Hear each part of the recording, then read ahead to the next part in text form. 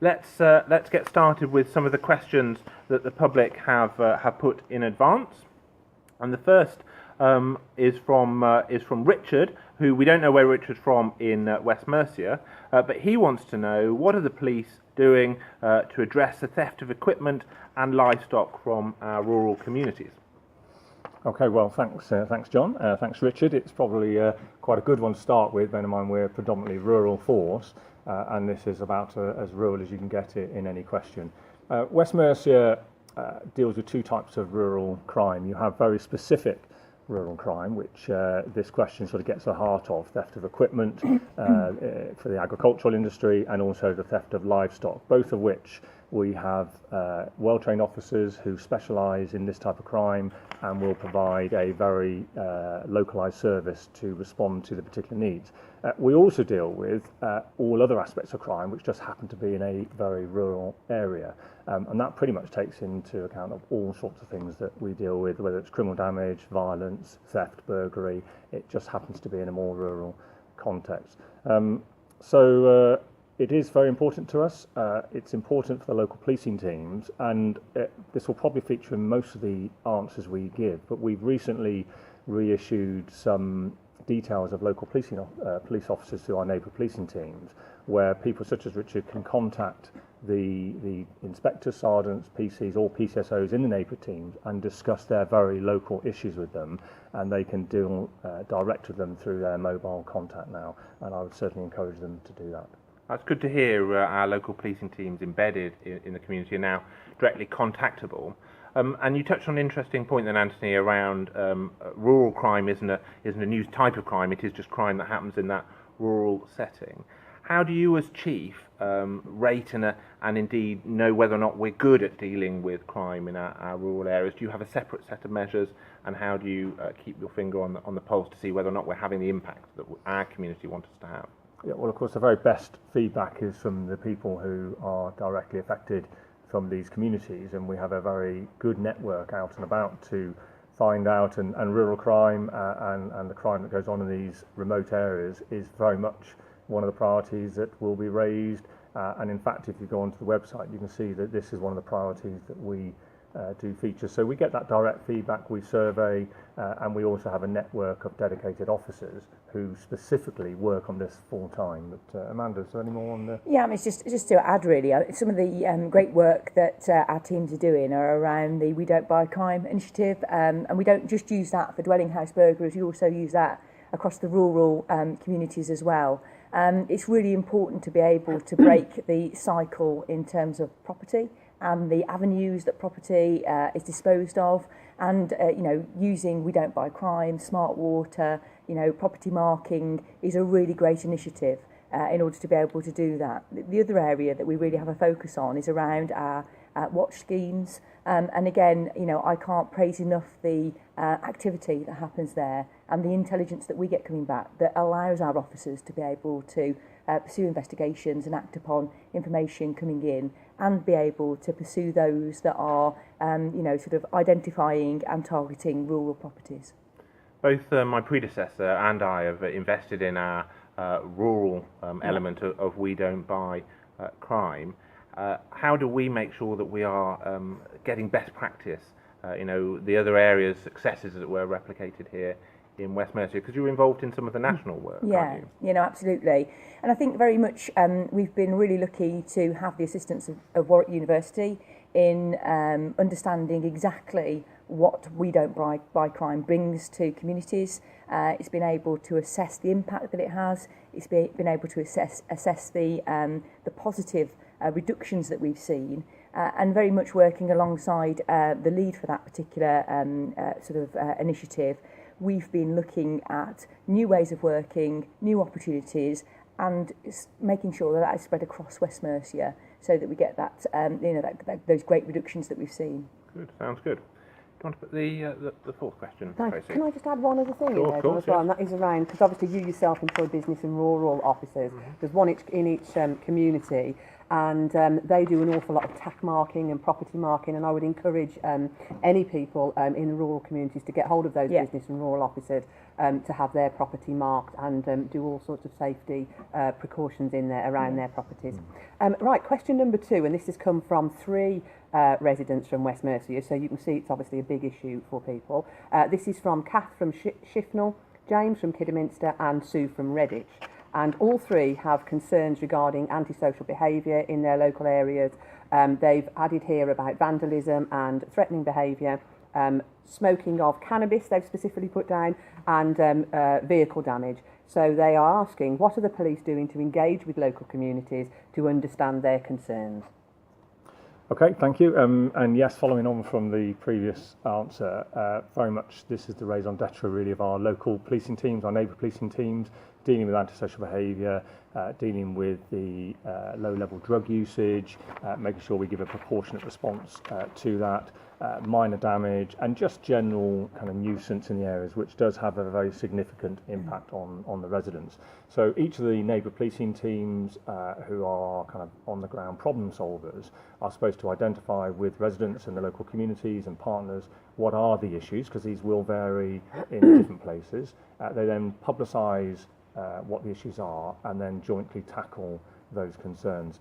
But the drugs one is quite an interesting one now, actually, because I'm sure the viewers will have been observing over the weekend in particular that there is now a national debate going on, which some police chiefs have entered into, as to should we continue to enforce the law around cannabis use. To be clear, for West Mercia, at the moment, it is still a controlled drug. It's not for me to challenge the laws. We are there to police it, but it is right that we police that carefully, proportionately, particularly if there's a lot of young people involved. We don't want to criminalise young people unnecessarily, but we do worry about the harm caused from drugs, and of course particularly the organised criminality that comes into our communities around the drugs market itself. So these are priorities similar to the one before. Please get in touch with your local neighbourhood team. Their mobile numbers are now available. If you're not sure how to access them, go onto the website, put in your area, your town, your postcode, and you will find the nice pictures of each officer and the direct contact so that you can discuss these priorities with them. Policing sort of after these things have happened is one way of tackling it. Can you just talk to us about what happens about preventing particularly young people getting involved in this kind of activity, and you know, what sort of schemes are out there that the police get involved in?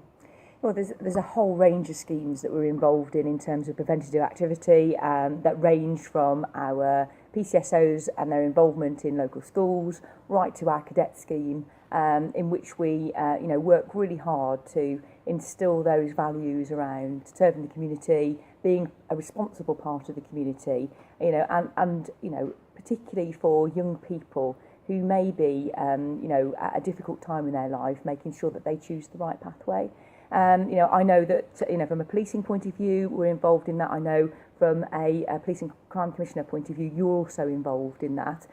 It's a really integral part of being able to ensure that young people don't take an alternative path as they grow older and get themselves involved in what may be, and seen as, and it's definitely not low-level criminality for the people who find themselves subject to this, but what may be seen as low-level criminality that then, creates and grows into something else. So a huge amount of schemes that we're involved in, and quite a lot of, sort of visibility, reassurance, being accessible in the community is also around speaking to people, identifying where our young people are, having a conversation with them. Our PCSOs do a fantastic job at that, and are really impactful.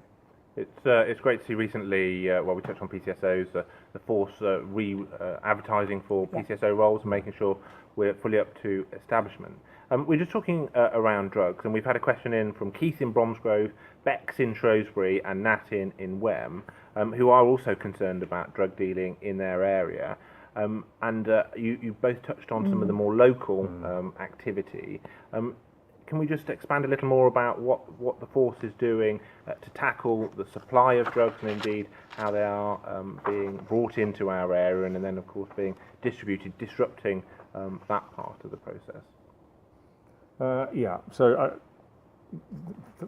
many of the public would have heard actually something referred to as county lines, which is a movement of drugs from some of the urban areas which we of course border around the Midlands, for example, and it comes in and there's use of a telephone line and often the exploitation of actually young people, vulnerable people, to move drugs from one place into another and to go into a new market. And West Mercia, unfortunately, is positioned right on the border territory, which does mean some of our communities are extremely vulnerable. So therefore, what we have to do is work very effectively, both covertly but also overtly, with our partners, our regional policing partners and the national agencies to understand what is going on in the market, how the drugs is being used, how it's being sold, how it's coming into our communities, so that we can prevent access to our communities and the harm that it causes. So yeah, it's a well-networked policing community so that we can see the movement of drugs from our urban areas into the more rural communities of West Mercia. Recently, residents will have read in the newspaper some uncomplimentary findings from the HMIC around some of our serious and organised crimes, of which this is part of. Can you just touch on some of the, and it's a big and complex subject, obviously, just some of the core elements in terms of the improvements that you want to see as chief that will make a difference to that fight against like drug supply that you just touched on? So at the heart of the findings from the inspectorate was that you need to identify through what's called a local profile. You need to understand what's going on in your communities. You then need to map it. You need to work out the links between different organised crime groups, because if you can cut off the supply, the movement from one part to another or one group to another, then of course you can cut off the very supply that ends up in the hands of often our very young people. So it's about understanding your local profile, it's about mapping it properly, and then it's about resourcing with a very strong commitment, jointly with partners. Let's be perfectly frank, we can't do this alone. The police cannot solve this problem. It's more of a social and partnership problem. But working with our partners, looking at this from a health and from a broader understanding, then you can cut off the supply, which is what this is all about. Good. Obviously, the public will have read some of the findings and been concerned around it. I constantly, and the organisation constantly says we're a very safe area, one of the safest in the country. Can you just put it into perspective in terms of how worried should our community be around this type of finding that HMIC have concluded? They just shouldn't be worried at all. They should be aware. I think sometimes, probably in the past, police forces have sought to protect the public from some of the concerns that are going on, and very often that's been to our detriment, because the public are raising issues saying, look, we're worried about drugs in our communities, we're worried, and terrorism is probably the most extreme example now, something that we were very uncomfortable talking about in the past. I think we've now recognised that you have to have a mature, proper conversation with the public over what is potentially going to go on in their community. It could be any community in the country. So I wouldn't worry about it, but I do want them to understand that this is a commitment for policing. We have to make difficult choices as to how we prioritise resources. So we've just been talking about some minor damage and some other offences. Well, we have to decide whether I resource some of those issues or whether I resource some of the real organised criminality that goes into the drugs market. Okay. Casey, do you want to put question 6? Yeah, certainly. So we've had a question in from Roy. He's obviously somewhere in West Mercia, but we don't know his exact location. And he is asking why, after the initial contact, did the police rarely follow up with the outcome of an investigation, so that people don't know whether it was successful or not. And I know this is an issue that has been raised a number of times about people not understanding where, if they've reported an incident, what has happened afterwards. Yeah, I think Roy raises a very, very important point here, because we are, by our very nature, more of an emergency service. We respond, and I think we're very good at responding when there is a crime in action, when something's happened, and we deliver a very good service. If you are a victim and then there is an investigation, and therefore there is a dependency on the contact that's ongoing over weeks, sometimes months, then the officers who are responsible, of course, are continuing to pick up more reactive work and continue to respond, and therefore they are prioritising the immediate response roles that they are doing, as well as they will have a whole list of different investigations and victims that they are supporting. And Roy is right. We don't always get that right. It's certainly a commitment from me as chief and Amanda as deputy that we need to ensure our victims are well supported right through to the final outcome, whatever that is, to ensure that they understand what we're doing, why we're doing it, and they need to feel involved. But Roy's point is we don't do that as well as we should, and I acknowledge that. And do you think that the issuing of laptops and mobile phones is going to help with that? It helps, but it won't solve the problem, because the only thing, well, there's two things that will probably really help. One is you've just got to get every officer to really understand that it is as important to look after victims who perhaps are many months into the system as it is to deal with the immediate role that they are doing on their shift today. And secondly, there are ways now where members of the public, victims themselves, can gain access into the system for them to self-serve and to be able to access. Now, we don't have that in West Mercia at the moment, but we are looking to do that, because that then removes the reliance on an officer always being the person who has to provide that information. They can get it themselves, and I very much want that to be in place as soon as we can get it in, but it's going to be some way off. You're in the process of talking to all of the workforce at the moment, which is a big task when you consider the large geographic area and the fact that the organisation is nearly 3,500 people strong. I've seen some of those sessions, and you're centring on that customer focus to your frontline staff, and it's really good to hear that tone from the chief, which is about making sure that we follow on from our initial response. And I think our communities absolutely, as Roy sets out, will welcome that better customer or victim engagement afterwards around what West Mercia are doing.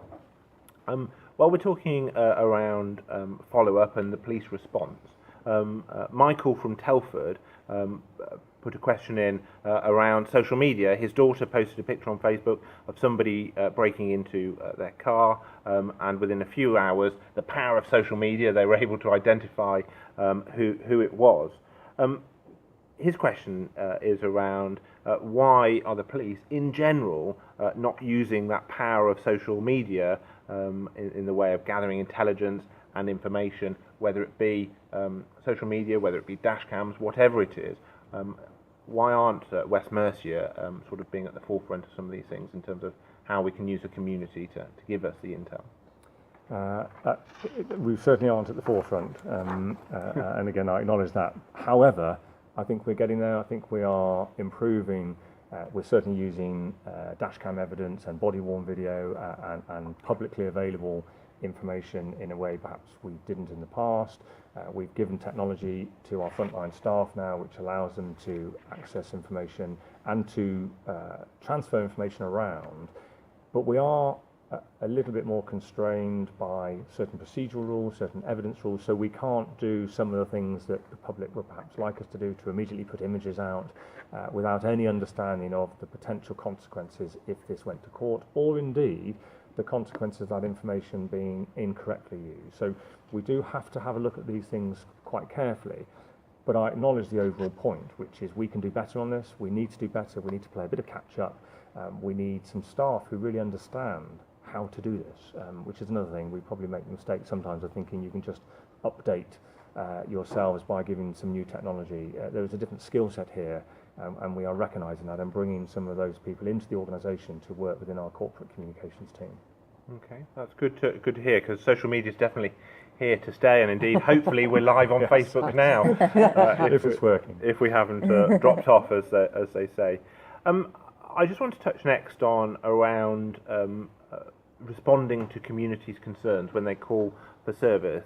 Both Steve and Linda, and they didn't say where they came from in West Mercia, they want to know why do the police sometimes appear to delay attending to incidents or don't attend at all and just provide a crime number instead. That's a common mailbag issue to myself. And is it possible just to give some context around how the force manages the 10,500 calls for service that we sometimes get a week come into the organisation? I think, John, as well, that we could link that in with the question from Janet and Bridge North and Gail from Kidderminster, because burglary is one of those where they particularly say that the police force response isn't what they would like it to be. So I think those two probably link together, don't they? Yeah. Okay. So I'm going to ask Amanda to answer the specifics of the question, because she has led a very large programme of work and both from our command and control and new technology, new control room, but also has a really good grasp of the understanding of why we do things and what we do. But as a starter, I always think that the issue here is probably matching the expectation to what we do, and perhaps we still need to get better at explaining that you're not getting a lesser service by us doing something immediately on the telephone as opposed to us deploying an officer, because I do feel sometimes what's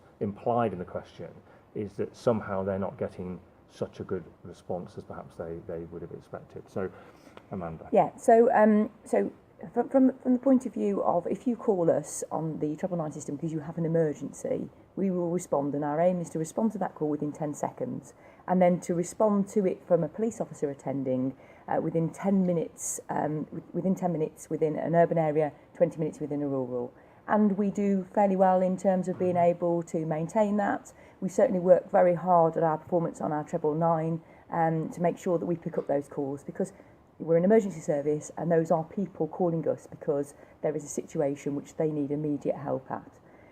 We then get a huge amount of calls on our 101 system, and you mentioned the amount of calls that we get on a weekly basis, and we do make some choices in relation to that. We do an assessment when we get a call from a member of the public, where we look at threat, harm and risk.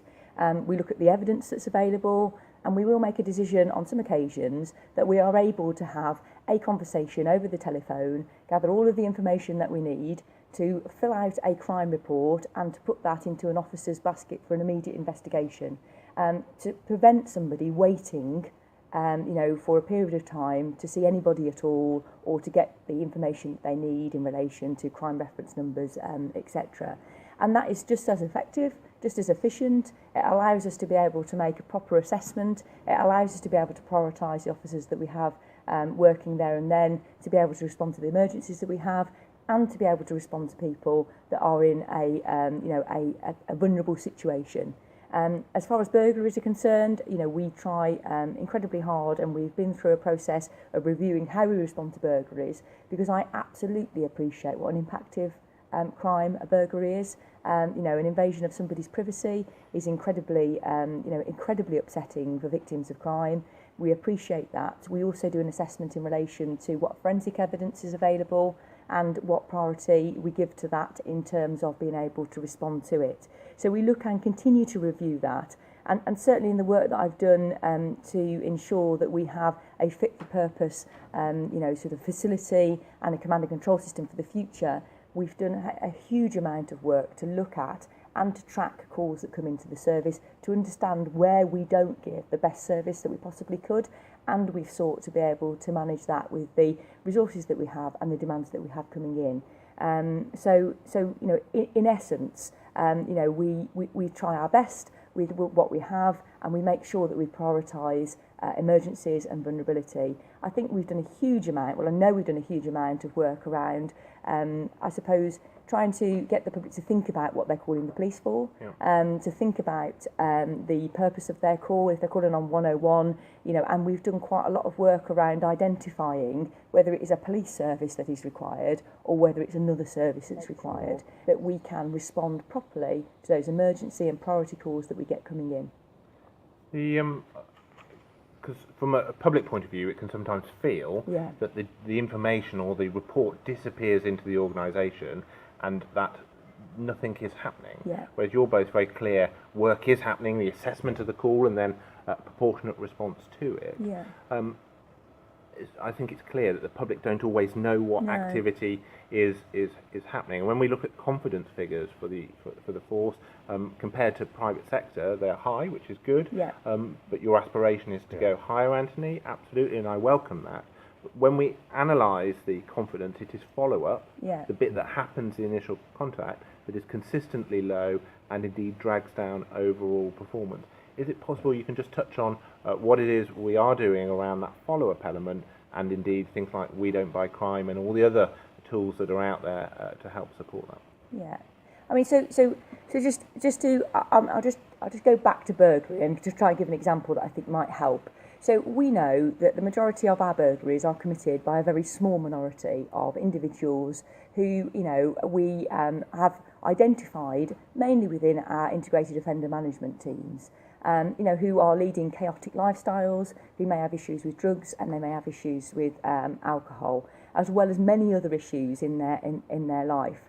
And what we try to do is to make sure that we haven't got all of those crimes scattered all over the place with lots of different officers dealing with them. We try to make sure that we put those together because we've got the best opportunity of gathering all of the forensic evidence together, gathering all of the witness evidence together, any CCTV opportunities, and doing a really good job of prioritising that individual rather than chasing lots of individual crimes. And by doing that, we seek to make sure that we have our well-equipped officers who are trained to be able to identify and pursue these types of investigations effectively, working with those offenders that we know commit those majority offences. For a member of the public, that is very difficult to try and comprehend, and I appreciate that. So we are doing a lot of work around follow-up, we are doing a lot of work with our teams around follow-up and making sure that we, at the point that we have a conversation with a member of the public about a crime that's been committed, we identify how they want to be informed about what's happening, whether that's by email, whether that's by telephone conversation, and we do a lot of work with our officers to make sure that in their busy day when they're responding to calls, they ensure that they remember to make that contact and to update their victim. Okay. So how would you assess the force's performance at the moment on that follow-up? And then what's your aspiration? How quickly are you going to see? Do you want to see the improvements that we're talking about? So follow-up has been an issue for us, for quite a period of time, and it's something that we're working really hard on. We're not terrible at it, but we want to push that further, and we are making those incremental gains with our staff continually. Myself and the Chief and yourself, John, went and spoke to all of our senior leaders about the importance of victim contact, and I'm really happy with the fact that I'm starting to see an uplift in that performance. Good, and I'm absolutely certain it's what our communities want, and it's good to hear the force focusing on it. While we're talking about demand and how the organisation responds to demand, earlier in the year the force told the public, and I welcomed it, a change in the way that they deal with demand, an adjustment to the policing model, but in reality it's when officers are on duty, and it was around making sure that you guys have got the right resources on duty to deal with the demand that's coming in. Obviously we're a few months in now. Can you just tell us how that work has impacted or brought improvements to our community, and what sense checks we do around that as we're now a few months in? Okay, so it is just a few months in, so you've mentioned that, and it's quite important because we're really at the stage of only just starting to understand as to is it having the impact that we hoped it would, and there were some teething problems as you would expect in the early months, but there were two key factors to the changes, and they are really just adjustments to the model. They weren't a fundamental change, but the two key factors were, one, to better protect the safer neighbourhood teams, to do a lot of what we talked about in the last half an hour, dedicate to problem solving, to work in preventative measures, and to work in partnership very much with the local communities as well as our statutory partners.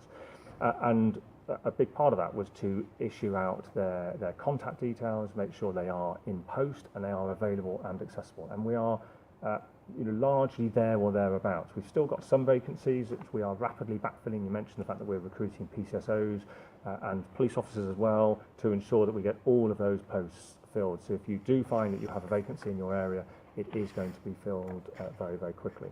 That's really important because it gives you a name, it gives you a contact, and it is your local policing team. The other part of it was for the response shifts and the teams, which were slightly misaligned from the changing nature of crime and incidents. And we had people on duty during the day when perhaps we needed a greater number on duty in the evening and the early hours. And we've attempted to better align that, but it won't surprise you that some of the early findings are it has improved, but we're not quite as well aligned as we would like to. So we're making some of the adjustments, and it's probably best described as local adjustments away from the pure model, so that if Worcester has a greater need for the nighttime economy because their clubs and pubs are open till right through the night, whereas some of our smaller towns need less of that, then we're just slightly tinkering with the model. But early signs are it is improving our match to demand. Our number of unresourced incidents has started to go down. We've seen some improvements in our matching the ability to answer calls and to dispatch. So positive signs, but very early days. One of the things that John and I get from our regular community engagements is people say, I never see a police officer. Yeah. Is that going to look to address that issue? I've heard that for my entire service. It's very, very difficult to... we are a huge, geographically spread out, remote force in many respects, particularly when you go across to our western borders. It is a very, very hard nut to crack, that one. But we believe that through a different approach, in other words, visibility shouldn't just be about physical presence. If you know who your officer is, and you know you can contact them, and you know how to do that, it could be off your mobile, it could be through the internet, or it could be by telephone, then I think that is a different way of looking at visibilities. They are there, you just have to start to engage with them and talk to them and involve them. So we do hope to improve it. But as Amanda said earlier, our PCSOs in particular will spend about 80% of their working shift out physically walking, driving the communities, visiting people. So they are very, very visible. I absolutely have noticed since the introduction of smartphones, and especially during maybe the last 2 months, the visibility on social media, Facebook and Twitter has absolutely gone up, seeing the work that the SNTs are doing, and that's to be welcomed. Another area of being visible, and maybe even, you know, your local policing teams could be doing Facebook Lives in their different communities and all the modern type of different engagements that are possible. Can I just mention we've done quite a big campaign around whilst you were asleep, right? Which identifies the amount of activity that goes on when people, aren't looking out of their window to see if there's a visible presence. We do a huge amount of work during the evening hours and overnight around, sort of our crime prevention, our protect work that we do, our prevent work that we do, and also to, stop individuals whom we are suspicious of or think are involved in criminality, and we've been trying to highlight that on social media so people can see that, because they might have missed it, but it's very, very evident in what we do. Some of the great Twitter feeds, OPU in Worcestershire, for example, some really great results of getting a stolen vehicle back, sometimes within minutes, but some of the examples are within that first hour of catching that person. Really great, a really great response to people's concerns. Yeah. But it's getting that back to the community and the wider community to know that actually stuff is being done. I want to ask a more bureaucratic structural question next, and the last one about policing model was from Richard in Hereford, by the way, and the next one's from Karen, who's somewhere unknown in West Mercia, and she was just touching on the fact that recently the force has gone out to appoint a shared assistant chief constable with Warwickshire, our alliance partner, and she wants to know why, which I supported, which is why you asked for that as a resource rather than saying I would have 2 PCs or whatever it would be as an equivalent. Why did you make that request and that pitch for why you wanted that role? Well, firstly, it should be stated we're doing both. So it hasn't been a complete choice of can you do that or not the other. We are actively recruiting more than we have for a number of years, PCSOs, police officers, and indeed we also need to look at the leadership. One of the things we get very strong feedback from our own staff is that they need leadership, they need direction. We have thousands of officers and staff spread out across our geographic 3 counties, and they are largely working on their own. However, you do need to have right up to the executive level people that understand the complexities of policing as a business. The organisation we run is a multi-million-pound organisation, and you have to have some people who are effective at leading. The great advantage of working with Warwickshire Police on this particular protective services, specialist services environment is we are not having to pay for that exclusively for West Mercia. It's a part-funded, shared ACC's post with Warwickshire Police, which means we will have one dedicated full-time Assistant Chief Constable responsible for local policing, and we will have a shared Assistant Chief Constable to deal with the more complex areas of major crime. We talked earlier around things around the drugs market, the regional organised crime unit that we have an investment of assets and resources. We have exploitation of children. There are some really difficult areas of policing that I need to have a dedicated lead to make sure that we are properly serving our officers and serving the communities to deliver that improved service. And as we're recruiting more officers and staff, logically it also means that you need to recruit a slightly enhanced leadership team. Okay. Do you want to put question 7? Yes. This is from two people again. It's Peter from Hagley and David, location unknown, wherever that is in West Mercia, but clearly a lot of our questioners are from there. And what both of them are asking is, why don't the police use their powers to remove illegal encampments every time they occur, as soon as they occur? Okay, so the first part of the question, I was going to quickly say, well, we do, but the second part of the question, of course, means I can't say that, because you cannot use the legislation, the whole way the legislation is written, which is under the Criminal Justice Public Order Act. It's not designed to be used every single time in a ill-thought-out, ill-considered way. You have to use it sensitively, proportionately, and balance the rights of all sorts of different individuals, different families and different communities, and it, to be frank, is a complex and tricky area to police. We find ourselves right in the middle of trying to satisfy different people on different sides of communities who are clearly not going to see the other point of view. We do use the legislation when it is appropriate to do so, but one of the consequences of using the legislation, which basically means you move the traveller encampment on, and of course you have to work with the landowners and the local authority to do that. But the consequence of doing that is it moves the problem somewhere else. And from a policing perspective, we have to continue working with that problem wherever it moves. So we have to weigh up all of that, and it is a very, very difficult. But the legislation is there, we do use it, and we have used it very effectively in West Mercia.